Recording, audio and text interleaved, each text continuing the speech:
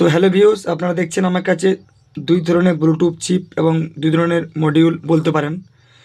তো আপনাদেরকে দেখাবো যে এই ধরনের ব্লুটুথ মডিউলের কাজ কি এবং এই ধরনের ব্লুটুথ মডিউলের কাজ কি। তো সর্বপ্রথম আমাদের যে মার্কেটে এই ধরনের ব্লুটুথ চিপ এবং ব্লুটুথ মডিউল আসতো, তো এই ব্লুটুথে আপনি 3.7 থেকে 5 ভোল্ট ম্যাক্সিমাম দিতে পারতেন। কিন্তু যে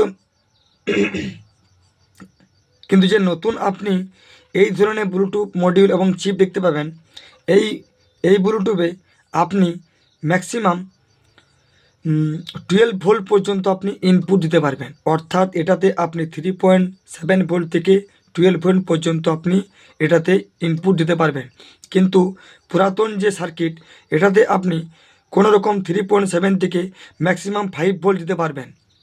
কারণ যে পুরাতন আমাদের ব্লুটুথ চিপ আছে, এটাতে আপনার কোনো রকম কোনো রেগুলেটর আইসি ব্যবহৃত হয়নি। কিন্তু যেটা আমার নতুন নতুন যে আপনার ব্লুটুথ চিপসটা এসেছে, সেটাতে আপনার এই ধরুন, এই দেখেন